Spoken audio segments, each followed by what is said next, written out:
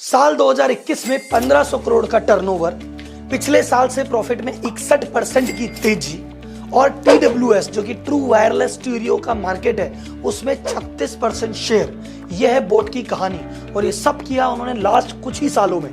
तो आखिर बोट इतना बड़ा ब्रांड बना कैसे, आखिर कौन सी ऐसी अपॉर्चुनिटी जो उनको दिखी, और JBL या इतने बड़े बड़े स्टूडियो वाले मार्केट में आखिर ये कैसे एंटर हुआ, कैसे जीता, कैसे मार्केटिंग की, आज इस वीडियो में जानेंगे सभी बातें।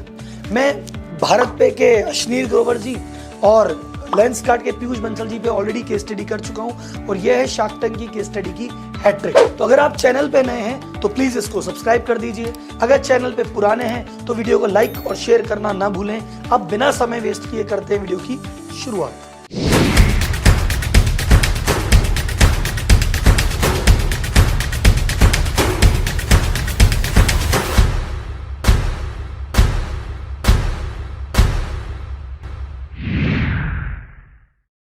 तो दोस्तों, यूं तो बोट कंपनी की शुरुआत हुई थी 2013 में, पर जो असली पुश इनकी सेल्स को मिला है वो मिला है 2016 के बाद। तो 2016 में ऐसा क्या हो गया? तो 2016 में एप्पल ने लॉन्च किए थे एयरपॉड। तुम तो सीधे कान में लगाओ और मस्त रहो, कोई वायर की जरूरत ही नहीं। और एप्पल कुछ भी लॉन्च करता है ना, उसका मार्केट में क्रेज आ जाता है। तो लोग बाग पागल हो गए कि भैया ये वाला म्यूजिक का तरीका पसंद आता है। दूसरा, उस समय लोग कहते थे यार जहाँ ऑनलाइन म्यूजिक सुनने में, यूट्यूब चलाने में, सावन चलाने में, स्पॉटिफाई चलाने में नेट बहुत लगता है, इतना तो पैसा ही नहीं है। तो भाई साहब हमारे मोटा भाई आ गए जियो लेके, तो अब तो इंटरनेट भी सस्ता है, तो खूब गाने सुनो। और जब ये सारी चीजें हुई तो दुनिया आईपॉड ज्यादा लेने लगी। तो बाकी मैन्युफैक्चरिंग कंपनी ने कहा ठीक है यार, हमारी भी कॉस्टिंग अब ज्यादा हो गई है, हम भी ईयरफोन भेजना बंद कर देते हैं। तो पहले के फोनों में ना ईयरफोन बहुत सारे साथ में आते थे और बढ़िया क्वालिटी के होते थे। अब वो आने बंद हो गए, और या फिर आते भी हैं तो बहुत लो क्वालिटी के। तो अब लोगों की डिमांड है कि मैं ज्यादा से ज्यादा म्यूजिक सुनूं, और जो मोबाइल खरीदते हैं उसके साथ तो ईयरफोन आते ही नहीं है। तो अब क्या करें, अलग से लेने पड़ेंगे। और यहां से एक नया मार्केट पैदा हुआ नई नई कंपनियों के लिए। अब एक सवाल आता है कि सर जी, जब नई कंपनियों के लिए मार्केट पैदा हुआ तो बहुत सारी और कंपनियां भी तो थी, वो क्यों नहीं इतना बूस्ट हुई जितनी बोट हुई? तो बोट ने आखिर क्या किया? तो बोट कैसे सक्सेसफुल है ये जानने के लिए पहले एक चीज आप माइंड में बैठा लो कि अगर आपको किसी मार्केट में एंटर होना है तो दुनिया से अलग दिखना पड़ेगा, एक कैटेगरी पकड़नी पड़ेगी, और वो कैटेगरी यूनिकनेस किसी भी तरीके से हो सकती है। और एक तरीका उसमें है प्राइसिंग।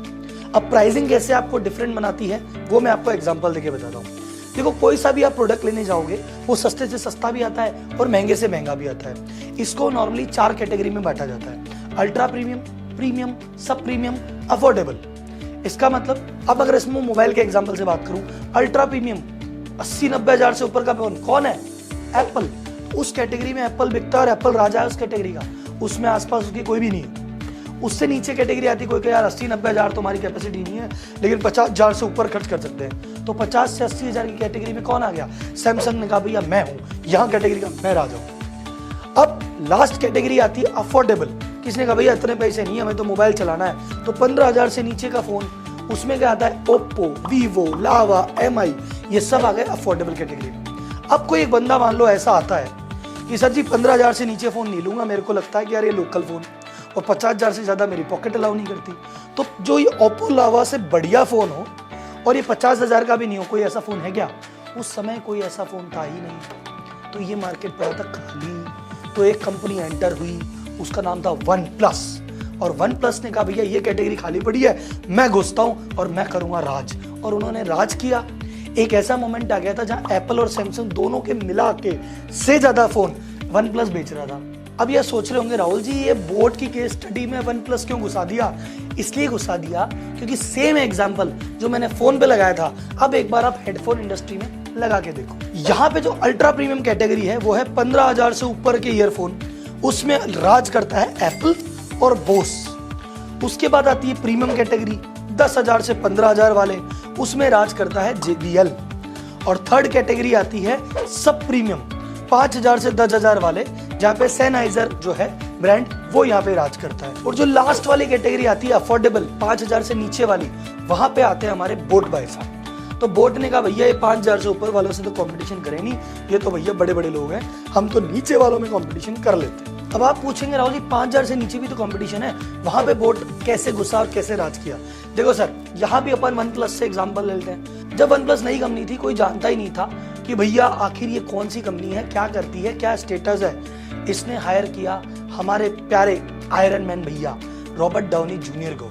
और जब रॉबर्ट डाउनी जूनियर ने इसका ऐड किया तो लोगों ने कहा भैया आयरन मैन ऐड कर रहा है, कंपनी कोई हल्की फुल्की नहीं हो सकती। तो कंपनी उस मेन ब्रैकेट में भी आई और रॉबर्ट डाउनी के साथ के कारण उसकी वैल्यू मार्केट में बहुत बढ़ गई। अब बात आती है बोट की। तो देखो 5000 से नीचे के जितने भी हेडफोन मिलते हैं, ईयरफोन मिलते हैं, वो सारे ऐसे ही है कि ठीक है यार कोई सा भी ले लो, क्या फर्क पड़ता है, 1000 रुपए में क्या देखना, 2000 में क्या देखना।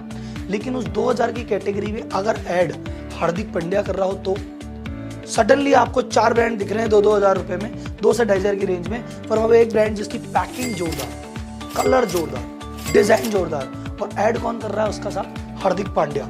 आप बोलोगे यार इन सब में ये बेटर लग रहा है।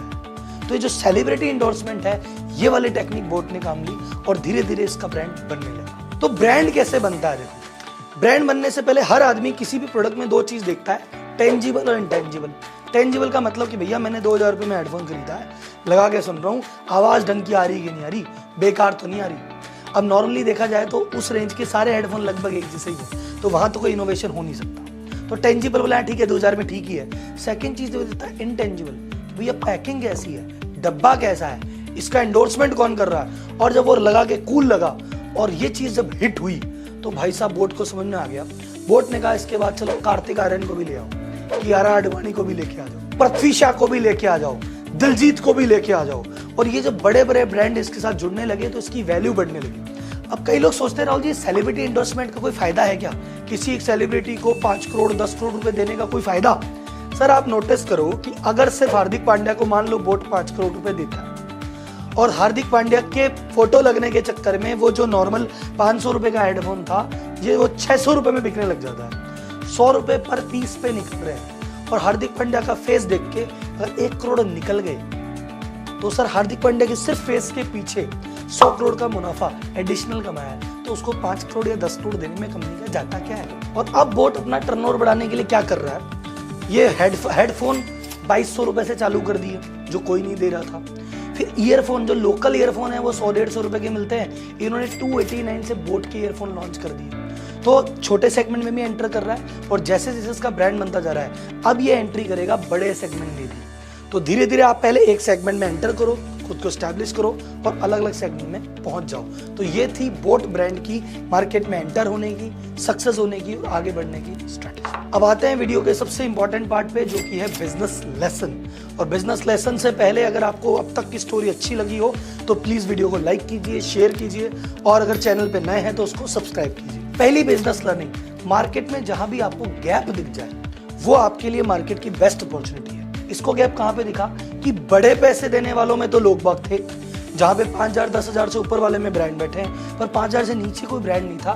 तो उस कैटेगरी में ब्रांड बनने की इसने सोची और वहां मार्केट इसको एकदम क्लीन मिल गया, क्योंकि 5000 से नीचे वाली कैटेगरी में कोई बड़ा ब्रांड था ही नहीं, तो कोई कंपटीशन लगा ही नहीं। और अनऑर्गेनाइज लोगों से कंपटीशन करना ऑर्गेनाइज बनने के लिए कोई बड़ी बात है ही नहीं। नंबर 2 लर्निंग, जैसा हमने देखा कि मार्केटिंग इज इंपॉर्टेंट। देखा जाए तो बोट कर क्या रहा है, जो नॉर्मल सा प्रोडक्ट बाकी सब बेच रहे थे उसकी थोड़ी डिजाइन की, कलर की, लेकिन सेलिब्रिटी एसोसिएशन ऐसा है कि वो प्रोडक्ट धीरे धीरे मार्केट में ब्रांड बनता जा रहा है। तो सर इसी के साथ आज की केस स्टडी, आज का बिजनेस लेसन खत्म होता है। अगर ऐसी केस स्टडी बहुत डिटेल में समझना चाहते हैं, मेरी सैटरडे की क्लास है 7 से 9, प्लीज आइए अटेंड कीजिए। It's free for every businessman या एवरीवन जो बिजनेसमैन बनना चाहता है। और अगला कौन सा ऐसा ब्रांड है जिस पे आप चाहते हैं मैं केस स्टडी करूं, मुझे चैट बॉक्स में बताइए, मैं जरूर उस पर वीडियो बनाता हूं और आपके सामने लेके आता हूं। तब तक के लिए धन्यवाद, जय हिंद।